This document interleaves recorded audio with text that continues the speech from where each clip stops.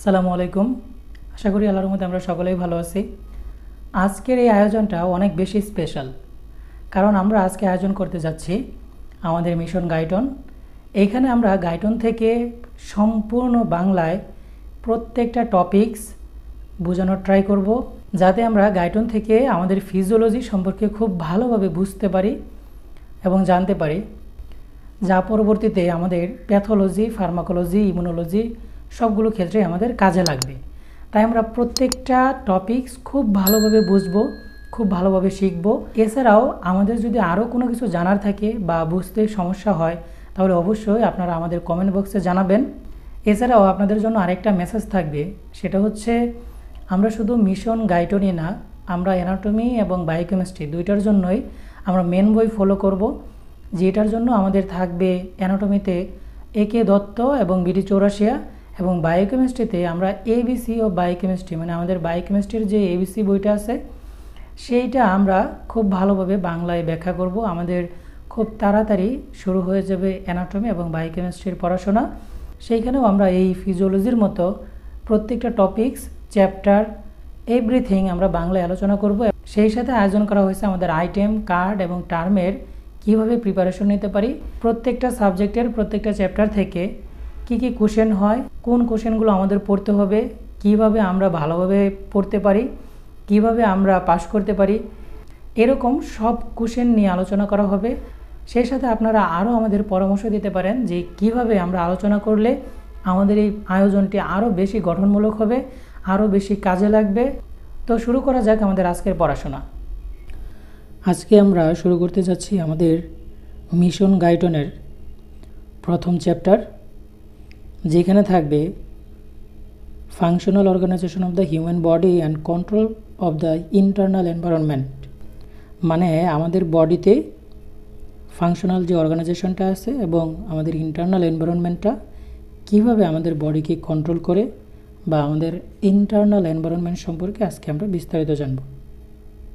Physiology is the science that seek to explain the physical and chemical mechanism that are responsible for the origin, development and progression of life। মানে physiology হচ্ছে এমন একটা বিজ্ঞান যেটা আমাদের শারীরিক এবং রাসায়নিক যে মেকানিজমগুলো আছে সেই সম্পর্কে ব্যাখ্যা করে, যা আমাদের জীবনের উৎপত্তি এবং সেগুলোর ডেভেলপমেন্ট এবং সেগুলোর প্রোগ্রেশন সম্পর্কে জানিয়ে থাকে। Each type of life, from the simplest virus to the largest tree or the complicated human being has its own functional characteristics। মানে প্রত্যেকটা জীবনেরই, সেটা হোক ক্ষুদ্র ভাইরাস অথবা বৃহৎ গাছ, যাদের প্রত্যেকের নিজেদের একটা ফাংশনাল ক্যারেক্টারিস্টিক থাকবে। Therefore, the vast field of physiology can be divided into viral physiology, bacterial physiology, cellular physiology, plant physiology, invertebrate physiology, vertebrate physiology, mammalian physiology, human physiology and many more subdivision। মানে এত বড় ফিজিওলজিটাকে, মানে ফিজিওলজির সিলেবাসটা এত বেশি, যার কারণে এই ফিজিওলজিটাকে অনেকগুলো ভাগে বিভক্ত করা হয়েছে। যার মধ্যে আছে ভাইরাল ফিজিওলজি, মানে ভাইরাস সম্পর্কে এভরিথিং আলোচনা করবে যেখানে। ব্যাকটেরিয়াল ফিজিওলজি, মানে ব্যাকটেরিয়া সম্পর্কে যেখানে এভরিথিং আলোচনা করবে। সেলুলার ফিজিওলজি, মানে সেল সম্পর্কে যে আলোচনাগুলো হবে।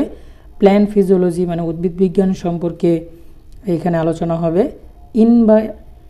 ইনভার্টিব্রেট ফিজিওলজি, মানে যারা ভার্টিব্রেট না, মানে যাদের মেরুদণ্ড নেই, তাদের সম্পর্কে আলোচনা হবে আলাদা একটা সেক্টরে। ভার্টিব্রেট ফিজিওলজি, মানে মেরুদণ্ডযুক্ত যেসব প্রাণী আছে তাদের সম্পর্কে আলোচনা হবে আরেকটা সেকশনে। Mammalian physiology, human physiology and many more subdivision, মানে এরকম আরও অনেকগুলো সাবডিভিশন আছে ফিজিওলজির।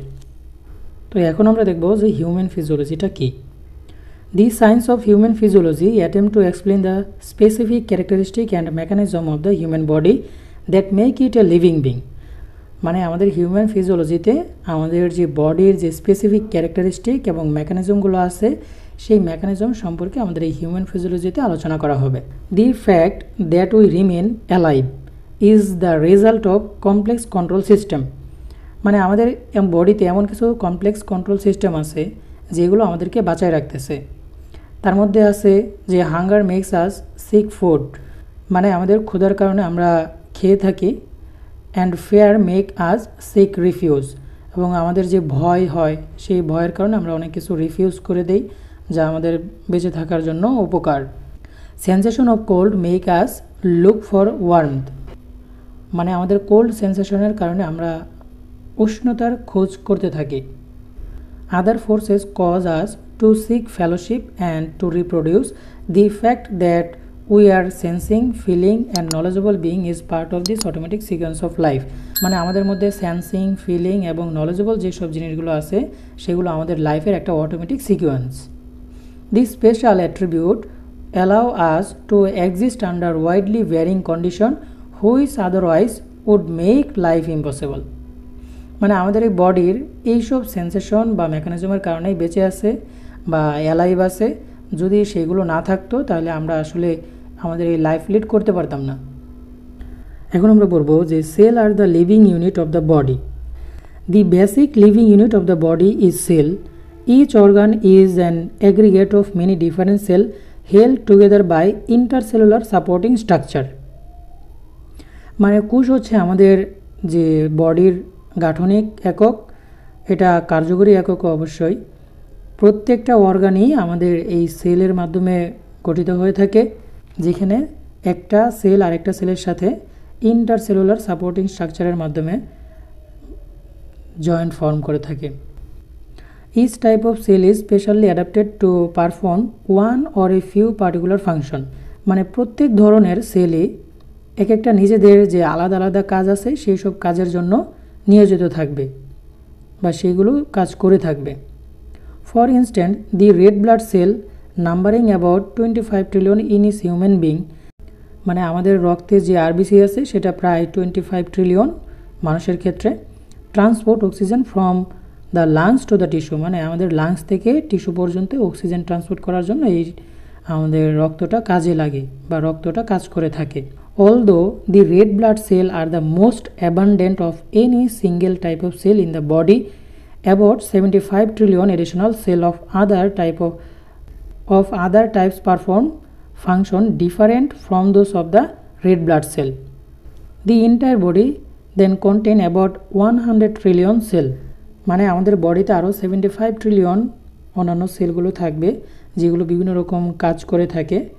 আমাদের তার মধ্যে রক্তের যে সেলগুলো আছে রেড ব্লাড সেল সেগুলো 25 ট্রিলিয়ন অ্যাবাউট, যা আমাদের টোটাল বডির সেল সংখ্যা দাঁড়ায় 100 ট্রিলিয়নের মতো। Although the many cell of the body often differ markedly from one another, যদিও আমাদের বডিতে অনেক সেল আছে কিন্তু এক একটা সেল এক একটা থেকে আলাদা হয়ে থাকে। All of them have certain basic characteristic that are alike. For instance oxygen react with carbohydrate, fat and protein to release the energy, মানে অক্সিজেনটা আমাদের এই কার্বোহাইড্রেট, প্রোটিন, ফ্যাটের সাথে বিক্রিয়া করে যার মাধ্যমে আমরা এনার্জিটা পাই।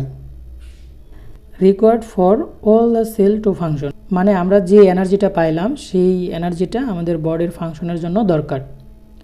Further, the general chemical mechanism of changing nutrient into energy are basically the same in all cell, and all cell deliver product of their chemical reaction into the surrounding fluid।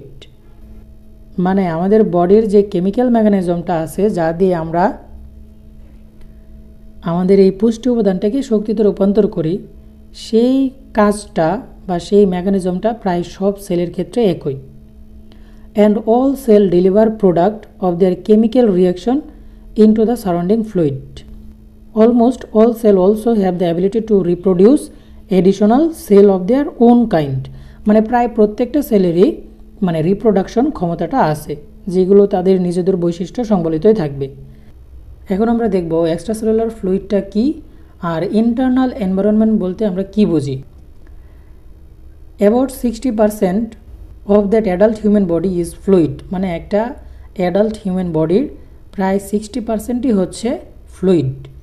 Mainly water solution of ions and other substance, যেগুলোর মধ্যে বেশিরভাগই হচ্ছে water solution এবং বিভিন্ন ধরনের ion.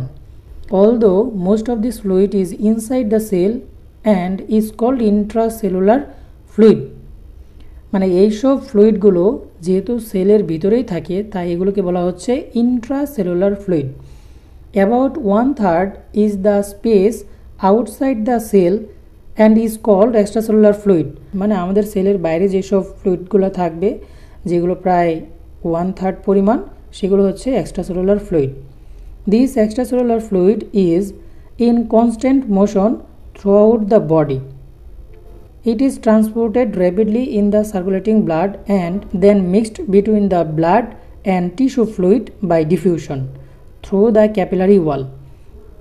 আমাদের এই extracellular ফ্লুইডটা ব্লাডের মাধ্যমে সার্কুলেট হয় আর সেটা ব্লাড এবং টিস্যু ফ্লুইডের সাথে মিশে যায়, আর এটা ডিফিউশনের মাধ্যমে হয়ে থাকে থ্রু দ্য ক্যাপিলারি ওয়াল। মানে এই ডিফিউশনটা হয়ে থাকে ক্যাপিলারি ওয়ালের মাধ্যমে।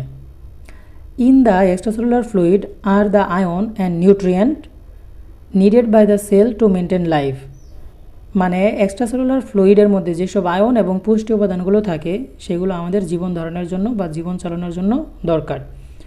Das all cell live in essentially the same environment the extracellular fluid. মানে এক্সট্রাসেলুলার ফ্লুইডের মধ্যে আমাদের এইসব প্রয়োজনীয় উপাদানগুলো থাকে। For this reason the extracellular fluid is also called the internal environment of the body. যেহেতু আমাদের এই এক্সট্রাসেলুলার ফ্লুইডের মধ্যেই আমাদের এই আয়ন এবং পুষ্টি উপাদানগুলো থাকে, মানে নিউট্রিয়েন্টগুলো থাকে, তাই এটা internal environment of the body. Cell are capable of living and performing their special function as long as the proper concentration of oxygen, glucose, different ion, amino acid, fatty substance and other constituents are available in this internal environment. মানে সেলগুলো খুব ভালোভাবে কাজ করতে পারে যখন proper concentration থাকে oxygen, glucose বা বিভিন্ন ধরনের ion, amino acid, fatty substance, এইসব জিনিসগুলো যখন আমাদের বডিতে বা এই সেলের এক্সট্রাসেলুলার ফ্লুইডের মধ্যে খুব ভালোভাবে থাকে তখন আমাদের বডিটা খুব ভালোভাবে কাজ করে। Difference between extracellular and intracellular fluid. এখন আমরা দেখব যে এক্সট্রাসেলুলার ফ্লুইড আর ইন্ট্রাসেলুলার ফ্লুইডের মধ্যে কী পার্থক্য। The extracellular fluid contain large amount of sodium, chloride, bicarbonate ion plus nutrient for the cell. মানে এক্সট্রাসেলুলার ফ্লুইডের মধ্যে সোডিয়াম, ক্লোরাইড এবং বাইকার্বনেট আয়ন থাকবে, সেই সাথে বিভিন্ন ধরনের নিউট্রিয়েন্টগুলো থাকবে। তার মধ্যে অন্যতম হচ্ছে oxygen, glucose, fatty acid and amino acid. It also contain carbon dioxide that is being transported from the cell to the lungs to be excreted. মানে এটার মধ্যে এক্সট্রাসেলুলার ফ্লুইডের মধ্যে কার্বন ডাইঅক্সাইডটাও থাকবে, যেটা ব্লাডের মাধ্যমে পরিবাহিত হবে আর সেটা লাংসে যাবে, আর লাংসের মাধ্যমে সেটা এক্সক্রিটেড হয়ে যাবে বডি থেকে, মানে বডি থেকে চলে যাবে। Other cellular waste product that are being transported to the kidney for excretion. মানে অন্যান্য সেলুলার যে ওয়েস্ট প্রোডাক্টগুলো আছে, যেরকম অ্যামোনিয়া গঠিত পদার্থগুলো, সেইগুলো কিডনির মাধ্যমে এক্সক্রিশন হয়ে যাবে বডি থেকে। The intracellular fluid differ significantly from the extracellular fluid. মানে এক্সট্রাসেলুলার ফ্লুইডের চাইতে ইন্ট্রাসেলুলার ফ্লুইডটা একটু আলাদা। For example, it contain large amount of potassium, magnesium and phosphate ion instead of sodium and chloride ion found in the extracellular fluid. মানে extracellular ফ্লুইডে তো আমরা বেশি দেখছি যে সোডিয়াম, ক্লোরাইড, বাইকার্বনেট আয়নগুলো থাকে, কিন্তু ইন্ট্রাসেলুলার ফ্লুইডের মধ্যে বেশি থাকবে পটাশিয়াম, ম্যাগনেসিয়াম আর ফসফেট আয়ন। এখন আমরা দেখব যে আমাদের হোমিওস্টেসিসটা কী, বা আমাদের বডির যে ইন্টারনাল এনভায়রনমেন্টটা কীভাবে মেনটেনেন্স হয় সেই বিষয়টা। হোমিওস্টেসিস মানে maintenance of A nearly constant internal environment. মানে আমাদের বডির যে ইন্টারনাল এনভায়রনমেন্ট আছে, মানে ইসিএফের মধ্যে যে নিউট্রিয়েন্ট, আয়ন, এইসব বিষয়গুলো থাকে তা একটা প্রপার ব্যালেন্সে ধরে রাখা। Homeostasis to describe the maintenance of nearly constant condition in the internal environment. Essentially all organ and tissue of the body perform function that help maintain this relatively constant condition. মানে আমাদের বডিতে যে homeostasis সিস্টেমটা আছে, যেটা আমাদের extracellular fluid বা internal এনভায়রনমেন্টের জন্য কাজ করে, আর এটা আমাদের বিভিন্ন রকম অর্গান এবং টিস্যুর যে ফাংশনাল পারফরমেন্স আছে সেটা মেনটেন করে থাকে। For instance, the lungs provide oxygen to the extracellular fluid to replenish the oxygen used by the cell. মানে আমাদের লাংস অক্সিজেন সাপ্লাই করে থাকে এক্সট্রাসেলুলার ফ্লুইডের, আর যেটা সেলের মাধ্যমে ইউজড হয়ে যায়। দি kidney maintain constant ion concentration and the gastrointestinal system provide nutrient. মানে আমাদের কিডনি আয়ন কনসেন্ট্রেশনটা মেনটেন করে থাকে, আর আমাদের গ্যাস্ট্রোইন্টেস্টিনাল সিস্টেমটা আমাদের নিউট্রিশন প্রদান করে থাকে।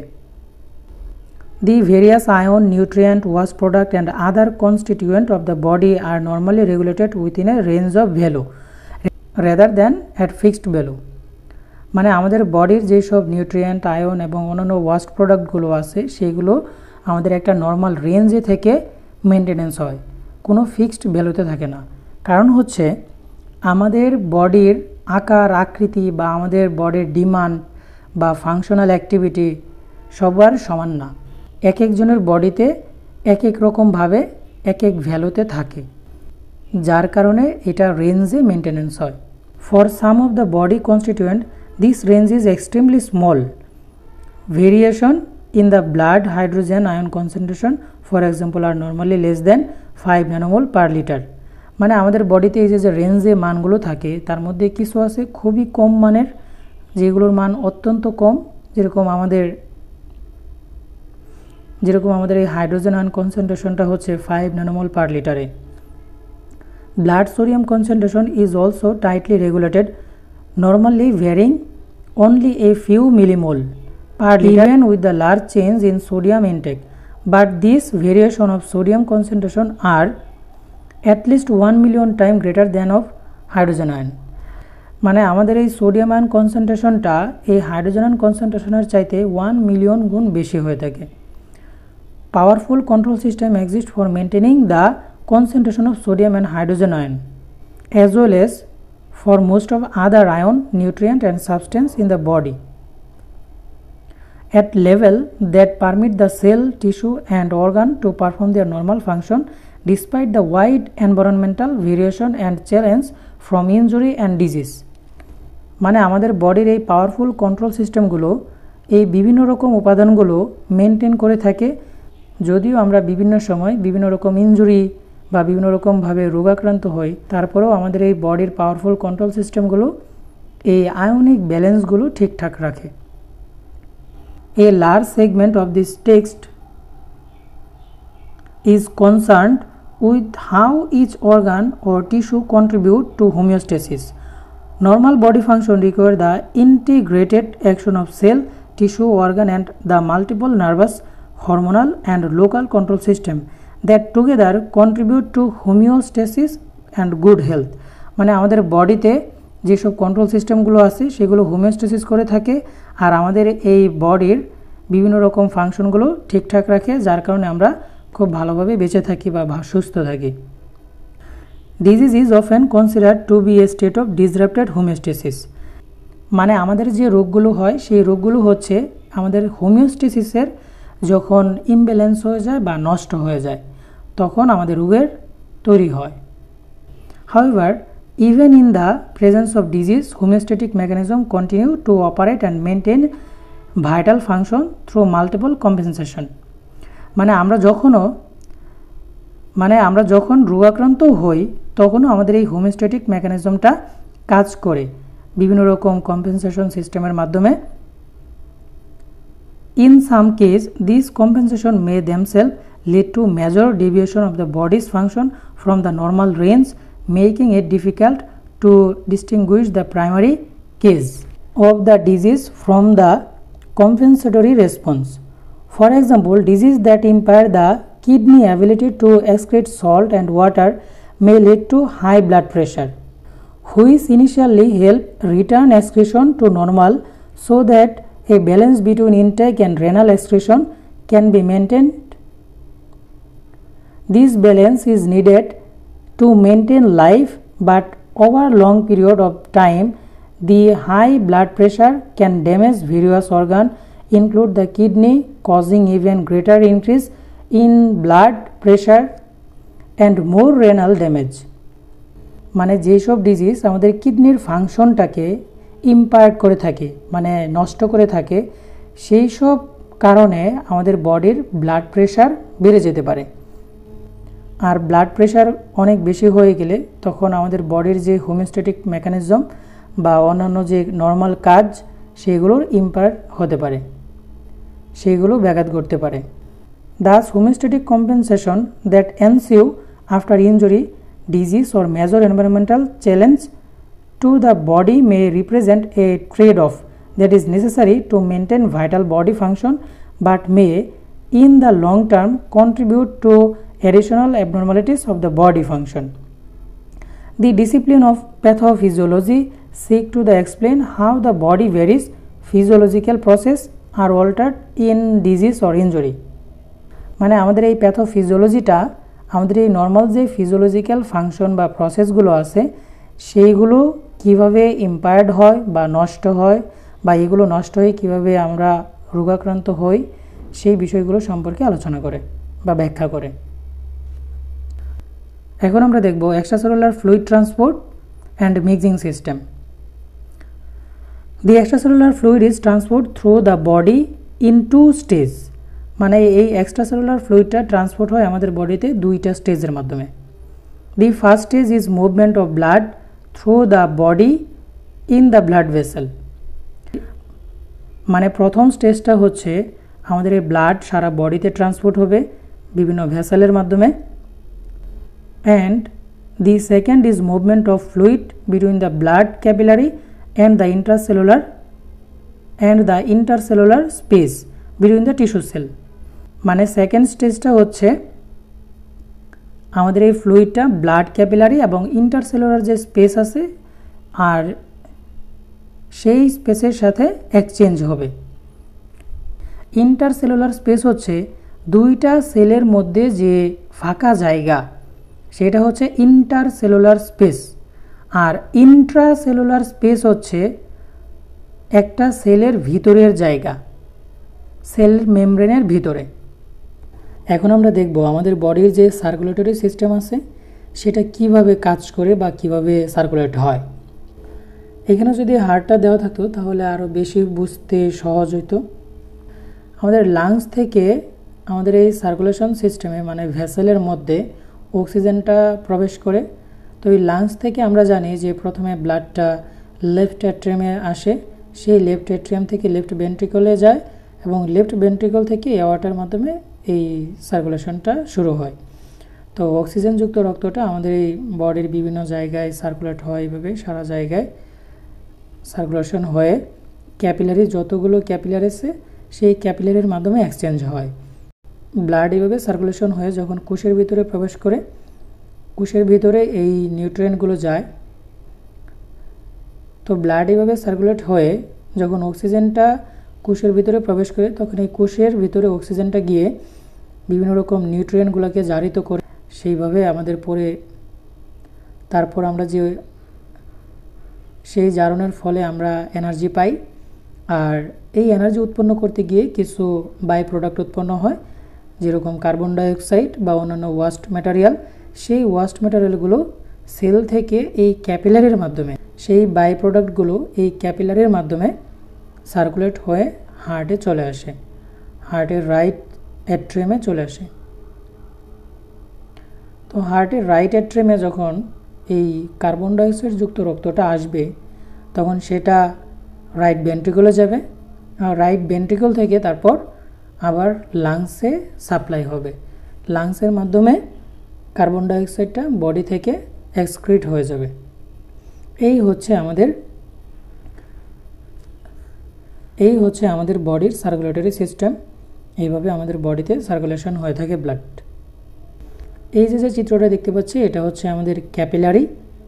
এইখানে আমাদের আর্টারির যে শেষ প্রান্ত এবং ভেইনের যে শেষ প্রান্ত আছে সেই দুইটা মিলিত হয়, আর এই জায়গায় নিউট্রিয়েন্ট, অক্সিজেন, কার্বন ডাইঅক্সাইড এসবের এক্সচেঞ্জ হয়। এখন আমরা দেখব যে origin of nutrient in the extracellular fluid, মানে এক্সট্রাসেলুলার ফ্লুইডে কীভাবে আমাদের এই নিউট্রিয়েন্টগুলো আসে বা আমরা পেয়ে থাকি। প্রথমে দেওয়া আছে রেসপিরেটরি সিস্টেম, যেখানে আছে ফিগার 1 shows that মানে উপরের যে চিত্রটা আছে সেই চিত্রের কথা বলতেছে। shows that each time the blood passes through the body, it also flows through the lung. মানে ব্লাড আমাদের বডির সব জায়গায় মুভমেন্ট করে থাকে। The blood pick up oxygen in the alveoli, মানে ব্লাডটা অ্যালভিওলি থেকে ব্লাড অ্যালভিওলি থেকে অক্সিজেনটাকে পিক আপ করে থাকে, though thus acquiring the oxygen needed by the cell. মানে এই অক্সিজেনটা আমাদের সেলের কারণেই দরকার। সেলের মধ্যে যে জারণ প্রক্রিয়া ঘটবে বা অক্সিজেনের সাহায্যে এনার্জি প্রডিউস হবে, সেই কারণে আমাদের এই অক্সিজেনটা দরকার। The membrane between the alveoli and the lumen of the pulmonary capillary, the alveolar membrane is only 0.4 to 2 micrometer thick and oxygen rapidly diffused by molecular motion through this membrane into the blood. মানে হচ্ছে আমাদের এই alveolar মেমব্রেনের মাধ্যমে এই অক্সিজেনটা খুবই দ্রুত পাস করতে পারে, কারণ এটা খুবই থিন থাকে, যেটার ডায়ামিটার হইতেছে 0.4 থেকে 2 মাইক্রোমিটার। এখন দেখব gastrointestinal tract. A large portion of the blood pumped by the heart also passes through the wall of the gastrointestinal tract. Here different dissolved nutrients including carbohydrate, fatty acid, amino acid are reabsorbed from the ingested food into the extracellular fluid of the blood. মানে আমরা শর্করা, চর্বি, আমিষ জাতীয় যেসব খাবারগুলো খাই সেগুলো ভেঙে ক্ষুদ্র কণায় পরিণত হয়ে আমাদের এই ব্লাডে প্রবেশ করে। Removal of metabolic in product, মানে আমাদের বডিতে বিভিন্ন রকম খাবার গ্রহণের পরে সেইগুলো মেটাবলিক প্রসেস শেষে যে বাই প্রোডাক্টগুলো তৈরি হয়, মানে আমাদের বডিতে জারণ ক্রিয়ার ফলে বা যে খাবারগুলো খাইলাম সেই খাবারগুলো ভেঙে গিয়ে বডিতে ইউজ হয় এবং তারপর যে বাই প্রোডাক্টগুলো তৈরি হয় সেই বাই প্রোডাক্টগুলো কীভাবে আমাদের বডি থেকে রিমুভ হয়। Removal of carbon dioxide by the lungs, মানে আমাদের বডিতে যে কার্বন ডাইঅক্সাইড তৈরি হয় সেই কার্বন ডাইঅক্সাইডটা লাংসের মাধ্যমে রিমুভ হয়ে থাকে। এখন আমরা দেখব যে কিডনি কিভাবে এই বাই প্রোডাক্টগুলো আমাদের বডি থেকে বের করে দিতে সাহায্য করে বা কাজ করে। Passage of the blood through the kidney remove from the plasma most of the other substance beside carbon dioxide that are not needed by the cell. These substances include different end product of cellular metabolism such as urea and uric acid. They also include excess of iron and water from the food that might have accumulated in the extracellular fluid. মানে আমাদের বডিতে যে carbon dioxide তৈরি হলো বা সেই সাথে বিভিন্ন রকম মেটাবলিজম হয়ে ইউরিয়া বা ইউরিক অ্যাসিড যে তৈরি হয়, সেই ইউরিয়া বা ইউরিক অ্যাসিড সহ অন্যান্য যে বাই প্রোডাক্টগুলো আছে সেগুলো আমাদের বডিতে দরকার লাগে না, আর এগুলো আমাদের বডির এক্সট্রাসেলুলার ফ্লুইডে জমা হয়। The kidney perform their function by first filtering large quantities of plasma through the glomerular capillary into the tubule and the reabsorbing into the blood the substance needed by the body. মানে আমাদের এই কিডনিটা glomerular ফিল্ট্রেশনের মাধ্যমে এই by প্রোডাক্টগুলোকে body থেকে বের করে দেয় আর প্রয়োজনীয় উপাদানগুলো বডির ভিতরে রেখে দেয়। যেরকম এর মধ্যে অন্যতম উপাদান হচ্ছে glucose, amino acid, appropriate amount of water and many of আয়ন্স। মানে আমাদের বডিতে যে গ্লুকোজ বা অ্যামাইনো অ্যাসিড বা ওয়াটার যে দরকার, সেই সাথে যে আয়নগুলো দরকার তা কিডনি বডিতে রিঅবজর্ব করে ফেলে। Most of other substances that are not needed by the body, especially metabolic waste products such as urea, are reabsorbed poorly and pass through the renal tubule into the urine. মানে আমাদের এই বডিতে যে by product হিসেবে uric acid তৈরি হয় সেই uric অ্যাসিডটা কিডনির মাধ্যমে বের হয়ে যাবে, মানে মূত্রের মাধ্যমে এটা বাইরে বের হয়ে যাবে। Gastrointestinal tract, the undigested material that enter the gastrointestinal tract and some waste product of the metabolism are eliminated in the feces. মানে আমাদের বডিতে যে আনডাইজেস্ট প্রোডাক্টগুলো থাকবে, মানে যেগুলো হজম হবে না বা পরিপাক হবে না, মানে যেগুলো হজম হলো না সেই জিনিসগুলো আমাদের এই ফেসেসের মাধ্যমে মানে মলের মাধ্যমে বডি থেকে বের হয়ে যাবে। রেগুলেশন অফ বডি ফাংশন, মানে আমাদের বডিতে যে কাজগুলো হয় সেইগুলো কিভাবে রেগুলেট হয়ে থাকে।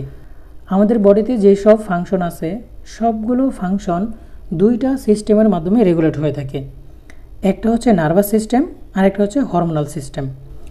এসব সম্পর্কে আমরা পরবর্তীতে অনেক বিস্তারিত জানব। আপাতত এইটুকু জেনে নেই যে আমাদের নার্ভাস সিস্টেম এবং হরমোনাল সিস্টেমের মাধ্যমে বডির সব ধরনের ফাংশন নিয়ন্ত্রিত হয়ে থাকে। এখন আমরা দেখব যে আমাদের বডি কিভাবে প্রোটেক্ট হয় বা protection of the body. Immuno system, integumentary system, মানে ইমিউনো সিস্টেমের মাধ্যমে আমাদের বডি বিভিন্ন রকম জীবাণুর হাত থেকে বেঁচে থাকে বা রোগাক্রান্তের হাত থেকে আমরা বেঁচে থাকি, যেটা আমাদের বডিতে প্রোটেকশন দিয়ে থাকে। আর এইখানে কাজ করে বিভিন্ন ধরনের ব্লাড সেল, আর আমরা জানি যে হোয়াইট ব্লাড সেলের মাধ্যমে আমাদের এই প্রোটেকশনটা হয়ে থাকে। ব্লাড সেল ছাড়াও থাইমাস, লিম্ফ নোড এইসবের মাধ্যমে আমাদের বডি প্রোটেক্ট হয়ে থাকে। আরেকটা সিস্টেম হচ্ছে আমাদের ইন্টিগুমেটারি সিস্টেম, মানে আমাদের স্কিন আমাদের একটা ব্যারিয়ার হিসেবে কাজ করে বডিতে জীবাণু প্রবেশের ক্ষেত্রে। মানে আমাদের স্কিনের কারণে আমাদের বডিতে বিভিন্ন রকম জীবাণু প্রবেশ করতে পারে না, এর জন্য এটা একটা প্রোটেক্টিভ সিস্টেম।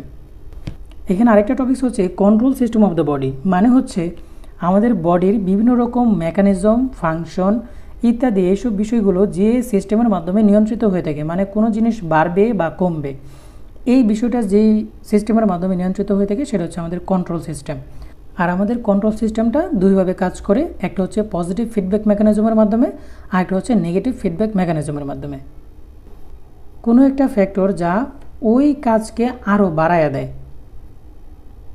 মানে বিষয়টা এরকম যে অ্যাক্সিডেন্ট হয়েছে, ব্লাড লস হচ্ছে, এখন আরও বেশি বেশি করে ব্লাড লস হবে। তো এটা হচ্ছে পজিটিভ ফিডব্যাক মেকানিজম। আর নেগেটিভ ফিডব্যাক মেকানিজমটা কি? সেটা হচ্ছে যদি কোনো ফ্যাক্টর কোনো কাজকে কমায় দেয়, মানে বিপরীতমুখী করে দেয়, সেটা হচ্ছে নেগেটিভ ফিডব্যাক মেকানিজম।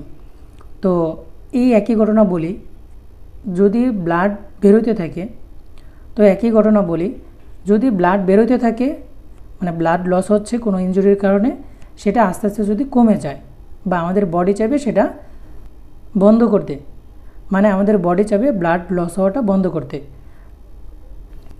এটা হচ্ছে নেগেটিভ ফিডব্যাক মেকানিজম। এই দুই ধরনের ফিডব্যাক মেকানিজমের মধ্যে পজিটিভ ফিডব্যাক মেকানিজমটাকে ডেঞ্জারাস বলা হয় বা ভিসকাস সাইকেল বলা হয়, কারণ এই পজিটিভ ফিডব্যাক মেকানিজমের মাধ্যমে কোনো লাইফ থ্রেটেনিং কন্ডিশন হয়ে দাঁড়ায়। এই কারণে এটাকে ভিসকাস সাইকেল বলা হয়। তো এই হচ্ছে আমাদের আজকের ফার্স্ট চ্যাপ্টার। এর পরবর্তীতে আমাদের চ্যাপ্টার 2 আলোচনা করা হবে, যেখানে থাকবে আরও বিশ্লেষণ, যাতে করে আমরা খুব সহজে ভালোভাবে পড়াগুলো বুঝতে পারি। এই ছিল আমাদের আজকের আয়োজন। আশা করি আপনাদের সকলের ভালো লাগবে এবং কাজে লাগবে। আপনাদের সাপোর্ট সবসময় চাই, আপনারা পাশে থাকুন, বিভিন্ন রকম পরামর্শ দিন কীভাবে আমরা আরও ভালো করতে পারি, কিভাবে আগালে আমাদের এই আয়োজনটি আরও বেশি হেল্পফুল হবে, আরও বেশি ইফেক্টিভ হবে, সেই বিষয় সম্পর্কে মন্তব্য জানান আমাদের কমেন্ট বক্সে। সেই সাথে ভিডিওটি শেয়ার করে আপনাদের বন্ধুদের জানিয়ে দিন যে আমাদের এইখানে বাংলায় মেডিকেল শিক্ষার আয়োজন করা হয়েছে, যেখানে প্রত্যেকটা সাবজেক্টের বাংলায় আলোচনা করা হবে, বাংলায় ব্যাখ্যা করা হবে এবং সেই সাথে কিভাবে আমরা আইটেম, কার্ড, টার্ম পাস করতে পারি সেরকম সাজেশনও দেওয়া হবে, যাতে করে আমরা মেডিকেলটাকে খুব ভালোভাবে শিখতে পারি, জানতে পারি এবং আমরা আমাদের পরীক্ষাগুলোতে যেন খুব সহজে পাস করতে পারি। আপনারা সকলেই ভালো থাকুন, সুস্থ থাকুন, আমাদের সাথেই থাকুন। ধন্যবাদ।